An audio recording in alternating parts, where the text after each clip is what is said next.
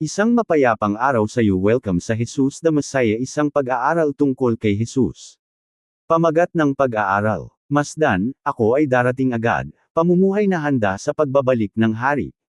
Isang pag-aaral ayon sa kasulatan at teolohiya sa Pahayag Kapitulo 22 versikulo 12. Pangunahing talata, KJV. At masdan, ako ay darating agad, at ang aking gantimpala ay kasama ko, upang ibigay sa bawat isa ayon sa kanyang gawa. Pahayag Kapitulo 22 versikulo 12. Panimula. Ang pagbabalik ni Jesu Kristo ay isa sa pinakadakilang pangako na matatagpuan sa kasulatan. Mula sa mga propeta noong unang panahon, hanggang sa mga turo ni Jesus at sa mga sulat ng mga apostol, ang Biblia ay patuloy na tumuturo tungo sa maluwalhating araw kung kailan babalik si Kristo upang ganap na itatag ang kanyang kaharian. Ang aklat ng pahayag ay nagtatapos sa mabilis at tiyak na pangako na nagmula mismo sa Panginoon. Masdan, ako ay darating agad, at ang aking gantimpala ay kasama ko, upang ibigay sa bawat isa ayon sa kanyang gawa. Ang pahayag na ito ay nagsisilbing pangako at babala ng sabay. Para sa mga mananampalataya, ito ay mensahe ng pag-asa, kaliwan, at masayang paghihintay. Ang pagdurusa, pag-uusig, at mga pagsubok sa kasalukuyang daigdig ay hindi mananatili magpakailanman dahil darating muli si Kristo. Para naman sa mga tumatanggi sa Kanya, ito ay seryosong paalala na ang bawat isa ay lilito sa harap ng matuwid na hukom. Ang aklat ng pahayag ay hindi nagtatapos sa takot kundi sa pag-asa. Ipinakikita ng mga huling kabanata ang tagumpay ni Kristo, ang pagkatalo ng kasamaan, ang paglikha sa bagong langit at bagong lupa, at ang walang hanggang pamumuhay ng Diyos kasama ang kanyang mga tinubos. Ang pagbabalik ni Kristo ay hindi lamang isang aral na pag-aaralan para sa hinaharap. Ito ay katotohanang dapat magpabago sa takbo ng ating pamumuhay ngayon. Ang pangunahing kaisipan ng bahaging ito ay, dahil si Jesu Kristo ay darating muli, ang mga mananampalataya ay dapat mamuhay ng tapat, maglingkod ng masigasig, at manatiling handa sa espiritual para sa kanyang maluwalhating pagbabalik. Kasaysayan at konteksto. Ang aklat ng pahayag ay isinulat ni Apostol Juan noong siya ay nasa pagpapatapon sa pulo ng Patmos, dahil sa kanyang matapat na pagpapatutuo tungkol kay Jesu Kristo. Ang mga unang Kristiyano ay nakaranas ng matinding pag-uusig sa ilalim ng Imperyong Romano. Marami sa kanila ang ikinulong, ang iba ay nawalan ng ari-arian, at mayroon ding ibinuwis ang buhay dahil sa Ebanghelyo. Sa mga nagdurusang ito, ipinahayag ng Diyos ang katiyakan ng ganap na tagumpay ni Kristo. Ang huling kabanata ng pahayag ay naglalaman ng mga huling salita ni Jesus para sa kanyang simbahan. Sa loob ng kabanatang ito, 3 beses na ipinahayag ni Jesus na siya ay darating agad, talata 7, 12, at 20, upang bigyang diin ang katiyakan at kahalagahan ng kanyang pagbabalik. Ang salitang, agad, ay tumutukoy sa katiyakan at biglaang pagdating nito. Kapag dumating na ang takdang panahon ng Diyos, hindi na ito magkakaroon ng pagkaantala. Ang pagbabalik ni Kristo ay tiyak at tiwalaan. Masdan, ako ay darating agad. Ang unang salitang ginamit ay, masdan. Ito ay paanyaya upang bigyang pansin at pakinggan ng mabuti. Nais ni Jesus na makinig ng maigi ang kanyang mga tagasunod dahil ang kanyang sasabihin ay may kinalaman sa walang hanggang kapalaran ng bawat isa. Ang ating pananampalataya ay nakatayo sa mga tunay na pangyayari sa kasaysayan, ang pagkamatay, paglilibing, muling pagkabuhay, pag-akyat sa langit, at ang pangakong pagbabalik ni Jesu Kristo. Kung paanong natupad ang lahat ng pangako noong una siyang dumating, gayon din naman ay tiyak na matutupad ang kanyang pangakong pagbabalik.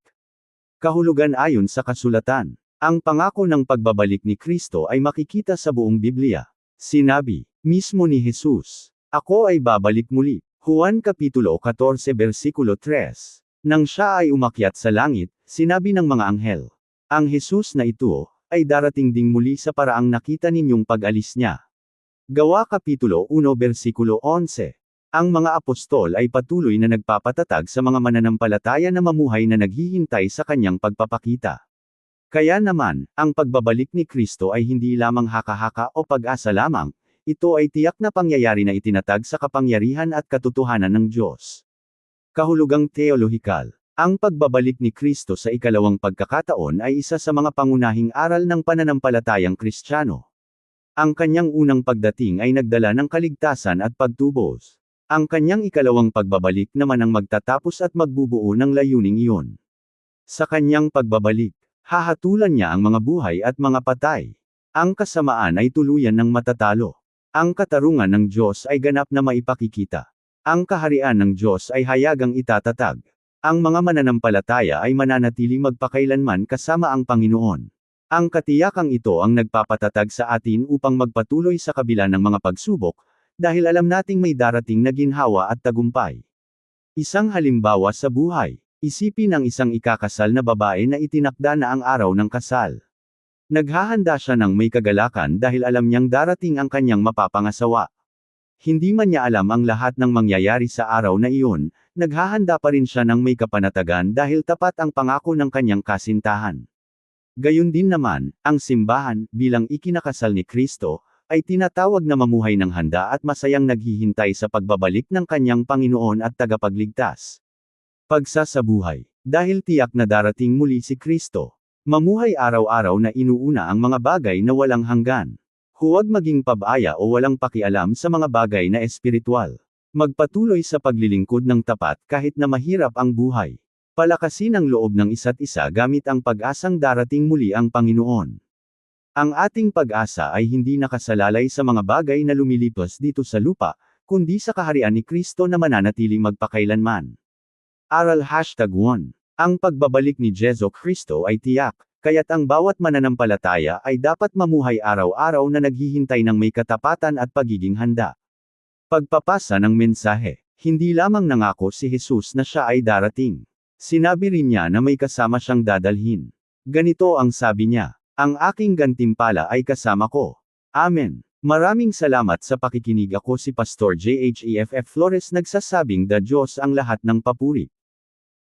Isang mapayapang araw sa iyo. Welcome sa Jesus the Messiah, isang pag-aaral tungkol kay Jesus.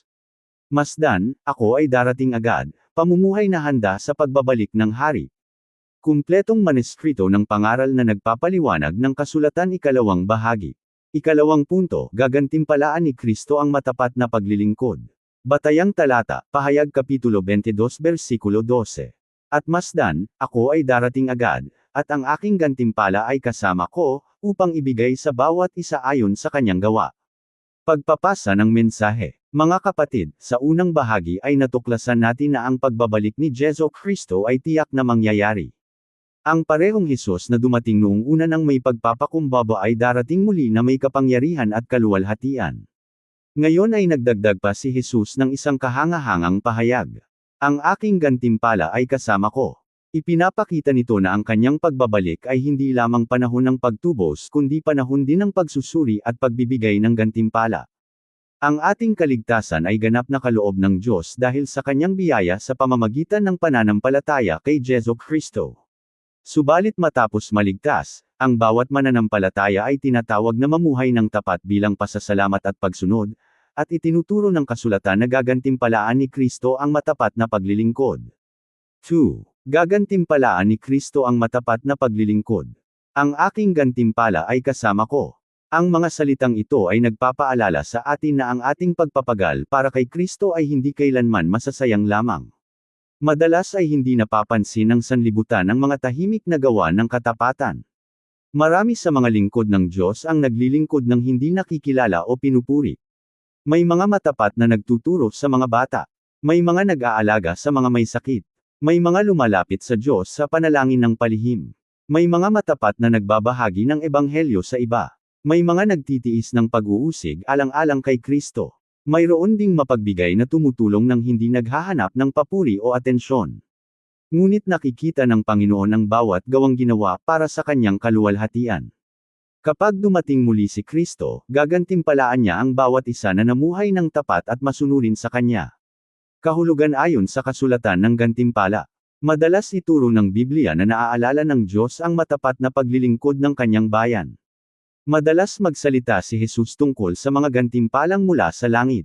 Hinikayat niya ang kanyang mga tagasunod na mag-ipon ng kayamanan sa langit sa halip na maghangad lamang ng mga bagay na panandalian dito sa lupa. Inihalin tulad din ni Apostol Pablo ang buhay Kristiyano sa isang takbuhan kung saan ang mananampalataya ay nagsisikap upang makamit ang korong hindi nalilanta. Ang mga gantimpalang ito ay hindi kabayaran na maaari nating kitain upang makamit ang kaligtasan. Sa halip, ang mga ito ay magandang pagpapahayag ng pagkilala at kagalakan ni Kristo para sa mga buhay na namuhay ng may katapatan at pagsunod sa Kanya. Pagpapaliwanag na TEOLIHIKAL, ang kaligtasan at ang mga gantimpala. Mahalagang maunawaan natin ang pagkakaiba ng kaligtasan at ng mga gantimpala. Ang kaligtasan. Ang kaligtasan ay libreng kaloob ng Diyos. Walang sino man ang makakakita ng kapatawaran sa pamamagitan lamang ng sariling kabutihan. Si Kristo lamang ang nakatupad ng ating pagtubo sa pamamagitan ng kanyang kamatayan at muling pagkabuhay. Tayo ay itinuturing na matuwid sa harap ng Diyos dahil sa biyaya at sa ating pananampalataya sa Kanya.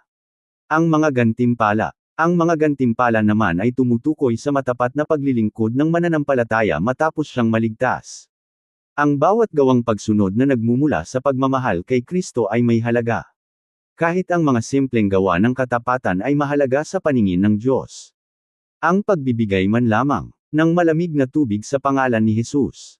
Ang pagbibigay ng salitang nakapagpapalakas ng loob. Ang matapat na pagdarasal. Ang pagsasakripisyong hindi nakikita ng iba. Wala sa mga ito ang nakakaligtaan o hindi napapansin ng Diyos. Ang hukom ng buong sanlibutan ay lubos na makatarungan. Ang pagiging tapat na KATIWALA. Ang lahat ng mayroon tayo ay nagmula at pag-aari ng Diyos. Ang ating buhay ay kaloob niya. Ang ating panahon ay pag-aari niya. Ang ating mga kakayahan ay galing sa Kanya. Ang ating mga ari-arian ay ipinagkatiwala niya sa atin. Ang mga pagkakataong natatanggap natin ay galing din sa Kanya. Ang tanong ay hindi kung gaano karami ang ating tinataglay, kundi kung gaano tayo katapat sa paggamit ng mga bagay na ipinagkatiwala niya sa atin. Ang pagiging mabuting katiwala ay nangangahulugang ginagamit natin ang bawat kaloob upang luwalhatiin si Kristo at maglingkod sa ating kapwa. Darating ang panahon na ang bawat mananampalataya ay magbibigay ng ulat kung paano natin ginamit ang mga kaloob na ito. Ang ating pananagutan sa harap ni Kristo. Sinabi ni Jesus, upang ibigay sa bawat isa ayon sa kanyang gawa. Ang pahayag na ito ay nagpapaalala sa atin na ang ating buhay ay may kahalagahang walang hanggan. Nakikita ng Diyos ang ating mga layunin at motibo. Ang ating mga salita, ang ating mga gawa, ang ating katapatan, ang ating pagtitiis sa mga pagsubok. Walang anumang bagay ang nakakakubli sa kanyang paningin. Ang katotohanan ito ay hindi dapat magdulot ng takot sa mga kabilang kay Kristo, kundi maging dahilan upang mas nanaisin nating parangalan siya sa bawat bahagi ng ating buhay. Dahil mahal natin siya, nagnanais tayong marinig ang kanyang magandang pahayag. Mahusay. Ikaw ay mabuti at tapat na lingkod. Halimbawa, ang matapat na HARDINERO. Isipin ang isang hardinero na araw-araw ay matiyagang nag-aalaga sa kanyang taniman. Para sa iba ay karaniwang paggawa lamang ito. Ngunit dahil sa kanyang maingat at patuloy na pag-aalaga, ang hardin ay namumunga ng maganda at masagana sa kaukulang panahon. Gayun din naman, ang paglilingkod na Kristiyano ay madalas hindi napapansin ng sanlibutan. Ngunit nakikita ng Diyos ang bawat gawang pagsunod. Sa kanyang takdang panahon, magbubunga ito ng kapurihan at kagalakan na mananatili magpakailanman. Halimbawa, ang MAPAGKATIWALANGKATIWALA. Isang mayamang Panginoon ay umalis sa malayong lugar at ipinagkatiwala ang kanyang ari-arian sa kanyang mga tapat na lingkod. Binigyan niya ang bawat isa ng tungkulin ayon sa kanilang kakayahan. Nang bumalik ang Panginoon, hindi lamang ang dami ng natapos ang kanyang sinuri kundi pati na rin ang katapatan ng bawat lingkod sa pagtupad sa ipinagkatiwala sa kanila. Gayun din naman, ipinagkatiwala ni Kristo sa kanyang bayan ang iba't ibang kaloob, pagkakataon, at mga tungkulin. Ang mahalaga ay hindi kung paano tayo maihahambing sa iba, kundi kung paano tayo naging tapat sa sarili nating tungkulin. PAGSASABUHAY ng aral. Para sa bawat mananampalataya, paglingkuran si Kristo ng may katapatan at sinseridad, kahit walang ibang nakakakita. Alalahanin na mas pinahahalagahan ng Diyos ang katapatan kaysa sa pagkilala o papuri ng iba. Mamuhay araw-araw na ang hangarin ay kaluguran ng Panginoon. Para sa pamilya, mga magulang, alalahanin na ang pagpapalaki sa inyong mga anak na may kaalaman sa Diyos ay isa sa pinakamahalagang tungkuling ipinagkatiwala sa inyo. Ituro ang salita ng Diyos. Magsama-sama sa panalangin. Ipakita ang pag-ibig na katulad kay Kristo sa inyong pang-araw-araw na pamumuhay. Ang katapatan sa loob ng tahanan ay mahalaga at masaya sa paningin ng Diyos. Para sa kabataan, ang inyong mga kakayahan, pag-aaral, talento, at mga pagkakataon ay ipinagkatiwala sa inyo ng Diyos. Gamitin ang mga ito ng may talino at pagpapahalaga. Huwag sayangin ang buhay sa paghahangad lamang ng papuri na panandalian lamang. Ilaan ang inyong buhay sa mga bagay na may halagang walang hanggan. Paglingkuran ang Panginoon habang kayo ay bata pa at may lakas. Para sa mga pinuno ng simbahan, mamuno ng may pagpapakumbaba sa halip na maghangad ng sariling karangalan. Alagaan ang bayan ng Diyos ng may katapatan. Ipangaral ang salita ng Diyos ng wasto at tumpak. Mahalin at alagaan ang kawan ng Diyos ng may pagmamahal. Alalahanin na si Kristo mismo ang susuri sa bawat paglilingkod. Ang katapatan ay mas mahalaga kaysa sa pagiging tanyag o kilala. Pagpapahayag ng katotohanan. Mga kapatid, madalas sa ating lipunan ang sukatan ng tagumpay ay dami ng tao, kayamanan, kapangyarihan, o pagkilala ng iba. Ngunit iba ang pananaw ng Diyos. Tinitingnan niya ang puso ng tao. Ang mahalaga sa kanya ay ang tunay na pagsunod. Ang pagpapakumbaba. Ang matiyagang pagtitiis. Maaaring ang pinakadakilang lingkod sa langit ay ang taong hindi kilala sa lupa ngunit nanatiling tapat kay Kristo sa bawat araw ng kanyang buhay. Huwag nating maliitin ang halaga ng simpleng pamumuhay na puno ng katapatan sa Diyos. Ang pag-asa dahil sa gantimpala ni Kristo. Ang pangako ng gantimpala ay nagbibigay ng lakas ng loob sa mga pagod na sa paglilingkod. Marahil ikaw ay matagal nang naglilingkod ng tapat ngunit tila walang nakapapansin. Marahil ang iyong mga pagsasakripisyo ay hindi nauunawaan ng iba. Marahil ang iyong pagsunod ay nagdulot ng hirap sa halip na papuri. Lakasan mo ang iyong loob. Ang iyong pagpapagal para sa Panginoon ay hindi kailanman masasayang. Nakikita ito ni Kristo. Naalala niya ito. At gagantimpalaan kanya ayon sa kanyang perpektong karunungan at katarungan. Amen. Maraming salamat sa pakikinig. Ako si Pastor JHEFF Flores nagsasabing the Diyos ang lahat ng papuri. Isang mapayapang araw sa iyo. Welcome sa Jesus the Messiah, isang pag-aaral tungkol kay Jesus. Masdan, ako ay darating agad, pamumuhay na handa sa pagbabalik ng hari. Kumpletong manuskrito ng pag-aaral na nagpapaliwanag ng kasulatan ikatlo at huling bahagi. Ikatlong punto, ang matuwid na paghuhukom ni Kristo ang tumatawag sa atin na mamuhay na laging handa. Batayang talata, Pahayag Kapitulo 22 versikulo 12. At masdan, ako ay darating agad, at ang aking gantimpala ay kasama ko, upang ibigay sa bawat isa ayon sa kanyang gawa. Pagpapasa ng mensahe. Mga kapatid, natuklasan na natin ang dalawang maluwalhating katotohanan mula sa talatang ito. Una, ang pagbabalik ni Kristo ay tiyak. Pangalawa, gagantimpalaan ni Kristo ang matapat na paglilingkod. Ngayon ay darating tayo sa huling katotohanang nagbibigay sa atin ng panawagang kumilos at matibay na pag-asa. Ipinapahayag ni Jesus na siya ay darating upang ibigay sa bawat isa ayon sa kanyang gawa. Ang mga salitang ito ay nagpapaalala sa atin na ang takbo ng kasaysayan ay patungo sa itinakdang pagtatagpo sa harapan ng Diyos. Darating ang araw na ang bawat tao ay lilito sa harap ng Panginoong Jesu Kristo. Para sa mga tinubos, ito ay magiging araw ng kagalakan, pagtanggap ng gantimpala, at ganap na katuparan ng lahat ng pangako. Para naman sa mga tumatanggi kay Kristo, ito ay magiging araw ng seryoso at matuwid na paghuhukom. Kaya naman, ang katiyakan ng pagbabalik ni Kristo ay dapat humubog sa takbo ng ating pamumuhay sa bawat araw. 3. Ang matuwid na paghuhukom ni Kristo ang tumatawag sa atin na mamuhay na laging handa. Itinuturo ng Biblia na ang Diyos ay puno ng pag-ibig at ganap na makatarungan. Ang Panginoong nag-aalok ng kaligtasan ay siya ring matuwid na hukom. Ang kanyang paghatol ay hindi kailanman magiging hindi makatarungan. Siya ay humahatol ng may ganap na kabanalan, katotohanan, at katwiran. Hindi tulad ng mga hukom na tao na maaaring maimpluwensyahan ng kakulangan sa kaalaman o pansariling pananaw, alam ni Jesus ang bawat kaisipan, motibo, salita, at gawa ng bawat isa. Walang anumang bagay ang nakakakubli sa kanyang paningin. Ang katotohanang ito ay hindi dapat magdulot ng takot sa mga kabilang kay Kristo, sapagkat sinabi sa Roma Kapitulo 8 versikulo 1, kaya nga wala ng kaparusahan sa mga nasa kay Kristo Jesus, kundi maging dahilan upang mas nanaisin nating mamuhay ng marangal at karapat-dapat para sa tagapagligtas na nagtubo sa atin.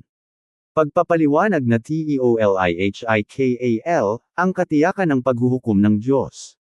Mula sa aklat ng Genesis hanggang sa pahayag, itinuturo ng kasulatan na ang bawat tao ay may pananagutan sa Diyos. Ang katarungan ng Diyos ay hindi kailanman hiwalay sa kanyang kabanalan. Ang kanyang awa ay hindi kailanman hiwalay sa kanyang katotohanan. Sa krus ni Kristo, ang lahat ng katangiang ito ay ganap na nagtagpo. Tiniis ni Jesus ang parusang nararapat sa mga makasalanan upang ang sinumang nagsisisi at sumasampalataya sa kanya ay makatanggap ng kapatawaran at buhay na walang hanggan. Ang mga tumatanggap kay Kristo ay itinuturing na matuwid dahil sa biyaya ng Diyos. Ang mga tumatanggi naman sa kanya ay nananatiling nasa ilalim ng paghuhukom dahil tinanggihan nila ang handog na kaligtasan ng Diyos.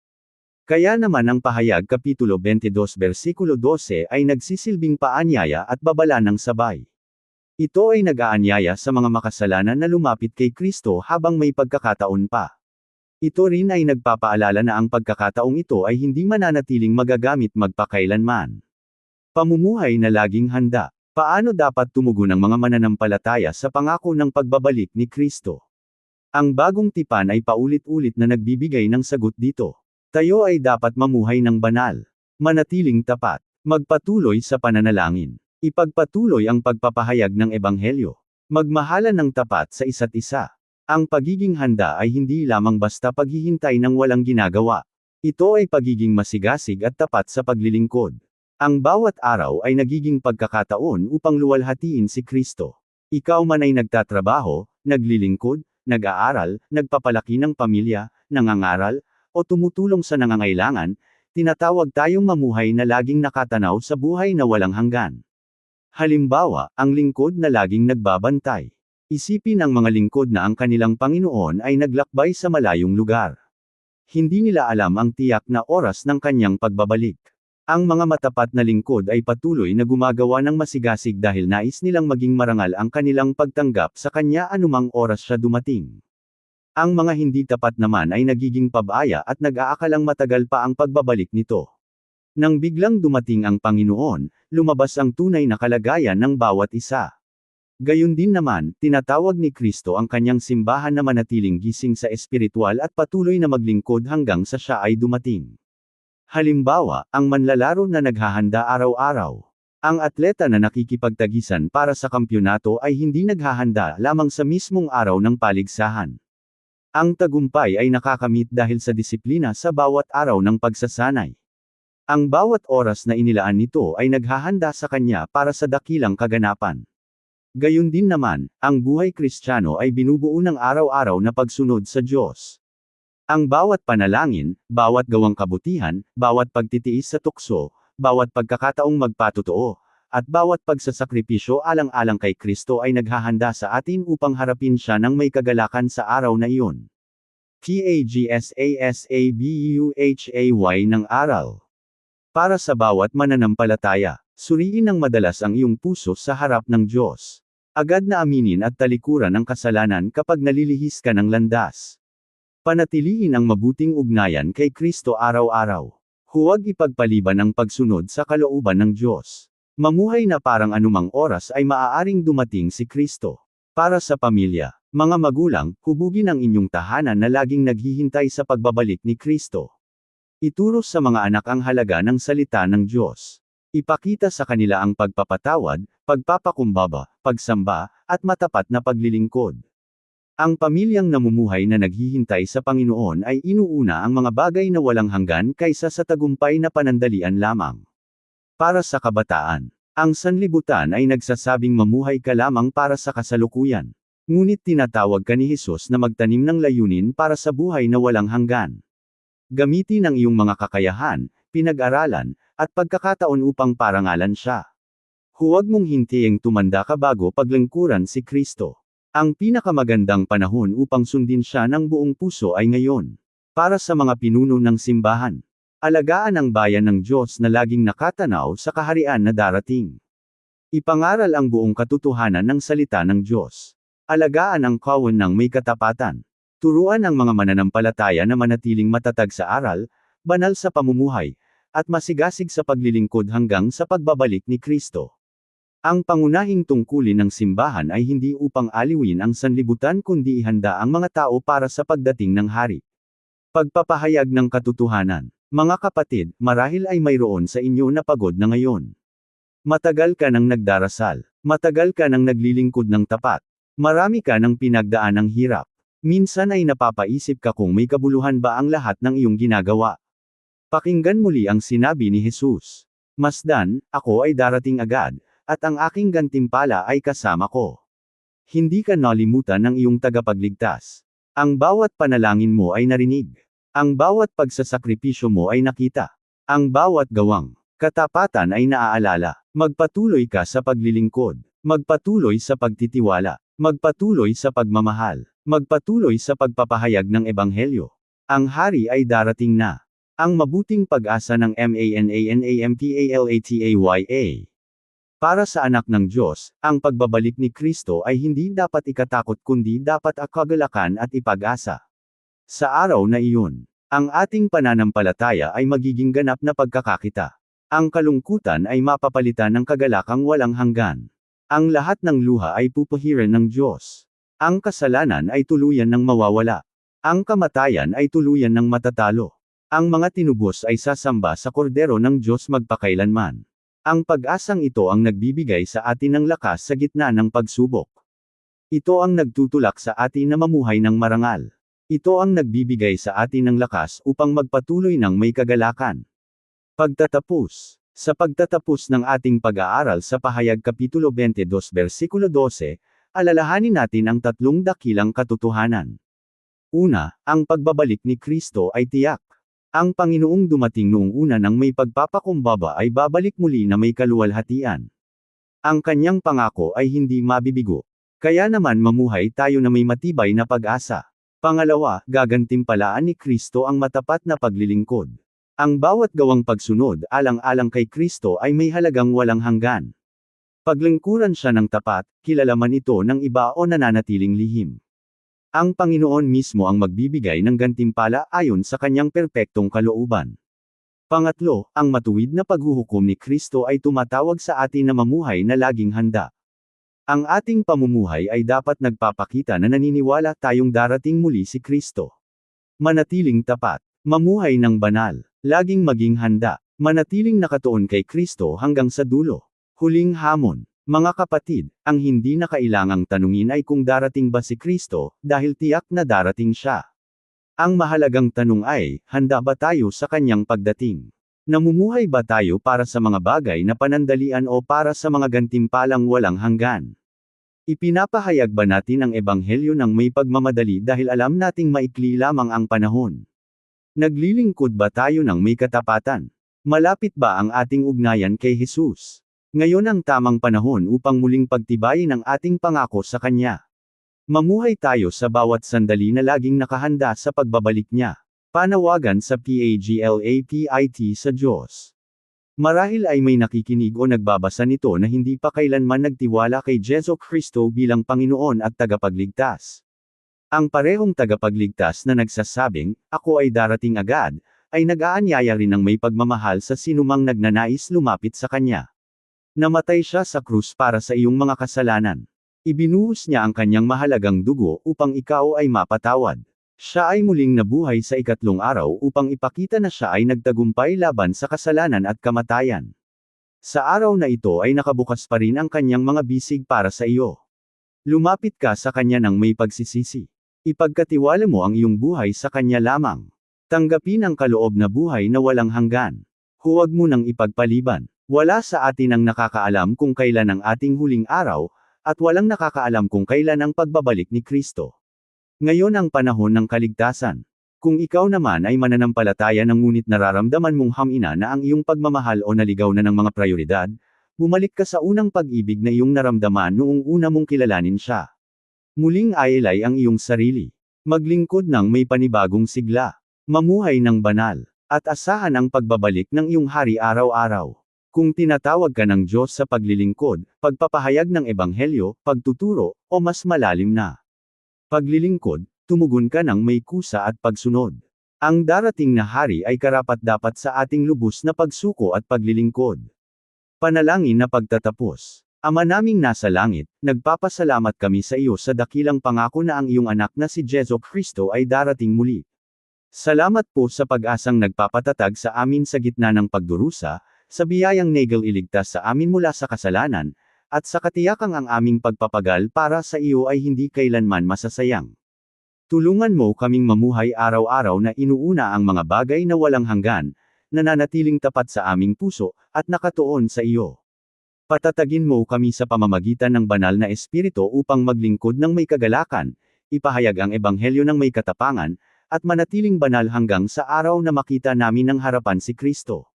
Ipinapanalangin namin ang mga hindi pa nakakakilala sa Kanya. Ay lapit mo sila sa iyo at ipagkaloob ang pusong nagsisisi at sumasampalataya ngayon din.